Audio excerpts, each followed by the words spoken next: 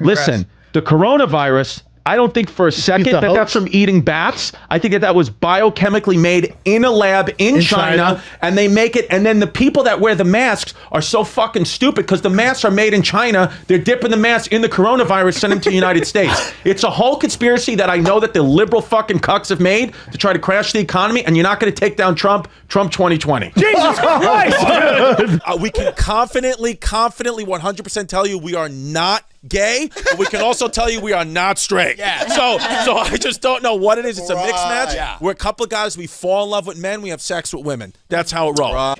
Historians say wasn't necessary. A lot of historians claim it wasn't necessary because they felt like the war was already won, Japan was going to capitulate, but that we did it in order to scare Stalin because we knew that the Cold War with Stalin was coming. It's probably true. Could be true. No, that's an atrocious thing that happened all around that we did too. But on the flip side, you say, hey, at least the world got to see how bad it can be if and you drop hopefully it never one. happens again. So like, yeah, it's like one of those things. It's like that Saving Private Ryan thing.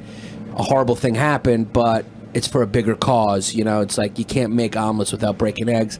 Maybe that's the silver lining of it. I'm not claiming that is. Yeah. Because a lot of people suffered and it was very horrible. Yeah, people are still suffering in Japan to this day, so it's brutal. Yeah, with radiation and all that. But you can say at least maybe that's the silver lining for such a horrible thing. If there is any, that's what it is. Yeah. But yeah, maybe we probably didn't need to do it. But you know, war is war, and it's brutal all around. And you did attack us first. Yeah. So you did do what you did. Yeah. それがまさにそれです。 Yes, exactly. The Imperial Japanese Navy attacked us and they said, made a it's big lunch. mistake. Yeah, it said, it's lunchtime. Time to heat up my sushi. Wei Zhongzhan. Yeah, I mean, World War II had already been raging, for a couple years at this point. So it sets the stage. Japan at that time was they were going into Asia. Into China. They were in Hong Kong. They were getting in places where the Brits had hegemony, and it was making everyone a little uncomfortable because the Japs were a war machine, just like the Germans. Yeah, no, the Japan for a small island. I mean, they took over all of China, right? Yeah. I mean, pretty much. And they did horrible things. Horrible things. Okay, Ali? Yeah, and so if I do a Japanese accent, it's okay. And it's an even bigger credit to the Japanese army to take over an entire country of China because you don't know who's who. Wei Songxian. Mexicans are, I'm not even going to lie to you, even over Filipinos, my favorite people in the world. Yeah. No, right. They're my favorite people, too, as long as they're citizens. I feel like I donate to GoFundMe's. Anytime I see a homeless person, I not only offer them money, I offer them food and water. So why am I not allowed to then yell racial slurs at non-whites in the street? Because ask me that. I don't know why. Chris, you can't. Chris, because you fucking can't, dude. I don't understand That's why not it works. You dude. can't do nice things for people just so you can be a vocal racist, dude. But I'm giving homeless people fucking full bagels toasted with butter. I know, dude, but you can't. Kind of earned it, though. No, guys, he's kind of. Guys, you're missing the fucking point. He's clearly doing this so he can exercise his right to be a complete son of a bitch racist. Yeah, I can't throw a mask at an Asian person and say, put this on, you coronavirus fucking. No, you can't. If I literally gave a homeless guy $1. Yeah. If I gave a homeless guy a fucking You're buying dollar, You're buying a racist if I give comment. a homeless guy $1, I can't go on the subway and go up to some woman selling churros and say, passport now or I call ICE in 5 seconds. No, you can't do that. Why not? Because you're so offensive to I'm rather or go woke. kick a black guy in the face and say, here's your fucking month. Hey. If I give a guy $5 a week before that, homeless guy, you can't buy your right to be a racist, you son of a bitch. Here's your money. February's over, you son of a bitch. And I thought you're supposed to speak English in England. You don't, okay? Different words mean different things. Like last name is not last name. Yeah, surname. I didn't know that. I got to the UK border, they were like, what's your surname? I was like, so Christopher Distefano, yo.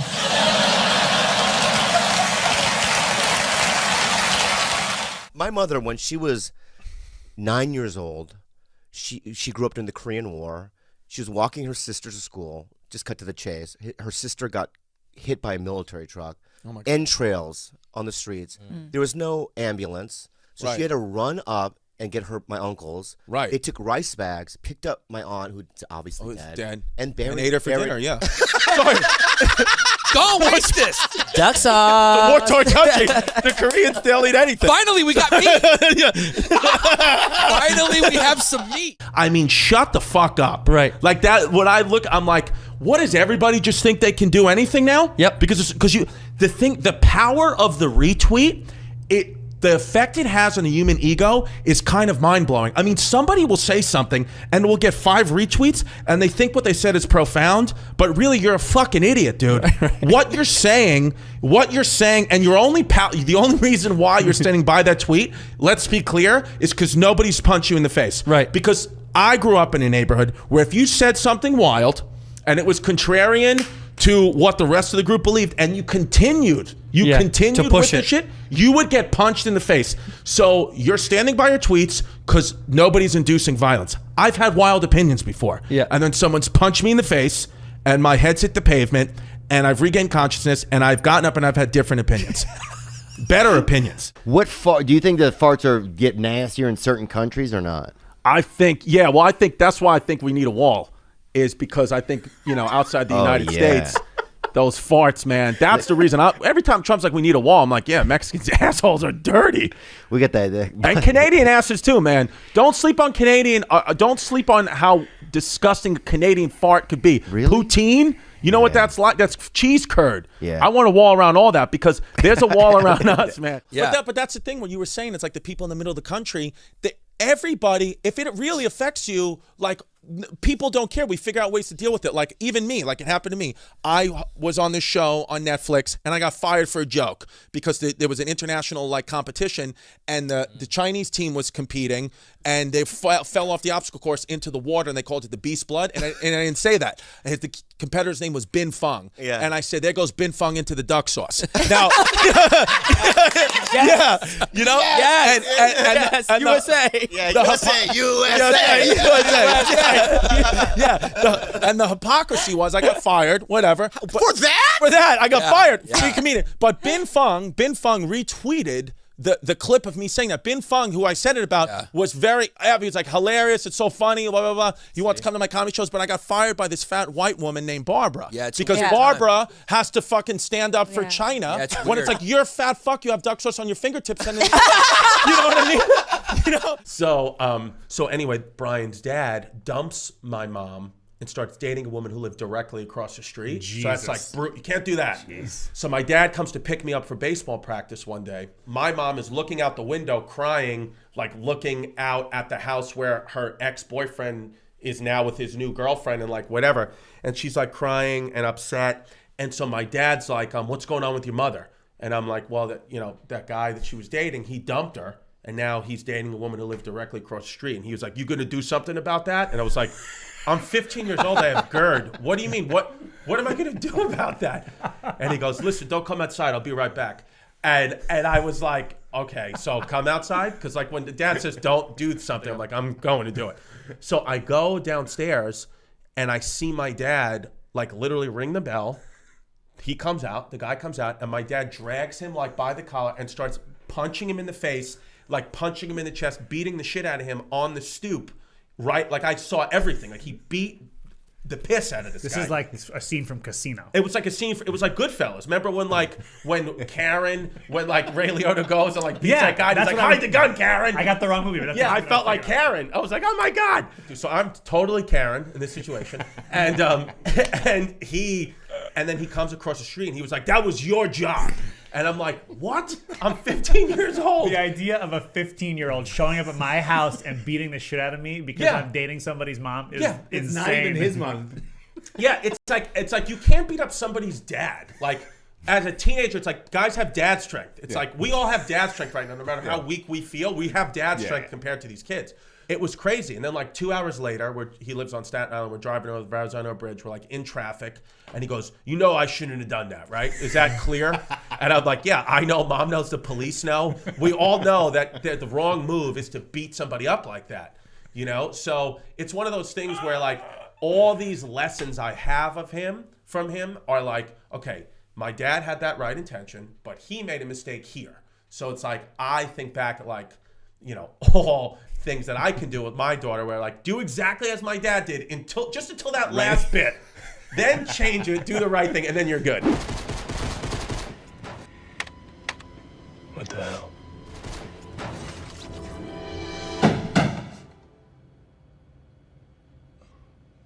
Who is it? It's Chris. You're 2 hours late. I know. My kid had blueberry muffins, which, you know, get her wired. 6 p.m., would not go to sleep. I'm here now, ready to have a night, buddy. I need this. No, I need this. Come on, man. Don't do that. I know I've been MIA, bro. I'm sorry. I got a kid. She's wild. 6 months. I haven't been out. I've just been watching Wreck-It Ralph like an insane person. I need to go out. Thank you. Listen, when you have kids, you're going to understand how much these nights mean, but thank you. Right. I know we missed the movie. That's my bad. But we could bowl a couple of strings. You want to bowl? I'll call Connor. He'd keep a lane open for us. I'm down for whatever, man. My computer, Let me tell you about a story so true. We're showing me style and it's all so cool. It's about a garment torn and frayed. Getting this threads, the story conveyed. Walking down the streets with holes in my teeth. These ripped things here, part of me you see. It ain't about the brand or the label it holds. It's about the journey, the stories it unfolds. In these ragged clothes I find my voice. A testament to resilience, my choice. From the streets to the stage I rock my style. In my tattered shirt I walk that mile.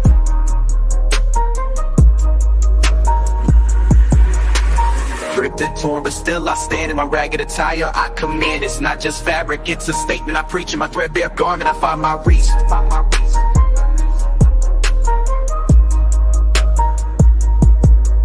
From the barrio to the bar, I make my mark. In my worn out jeans, I leave a spark. They may call it rags, but I call it art. In every stitch and tear, I play my part. It's the struggle of the streets, the hustle so real. In my tattered jacket, I seal the deal. A symbol of defiance against the status quo. My patched up pants, I let it show. It's not about the riches or the wealth I lack. In my faded hoodie, I stay on track. It's the heart of the hustle, the grind each day. In my worn out kicks, I find my way. Ripped and torn, but still I stand. In my ragged attire, I command. It's not just fabric, it's a statement I preach. In my threadbare garment, I find my reach. So here's to the ones with the clothes that tear. In our patched up attire we have, so let the world see our garments worn. For in our rags, our stories are born. In the language of the streets we speak. In our torn up clothes we find our peak. What are you playing, video games? You can play video games anytime you want. Come on. Dude, let's go. Please. I can't. I have work tomorrow. I have work tomorrow too. I know you're tired, bro. But I got you, bro. Yeah. Sure. I'll go. Now he came around. We're gonna have a good night. I'm gonna text probably the bowling alley. No, my daughter threw up. All right, listen, we'll do this next month. You know how this works. I gotta go. Hello? Hey, babe. Yeah, no, I know. I'm an idiot. I know. I gave her a muffin. But she threw up. I mean, she's gotta have a stronger stomach if she wants to be in this.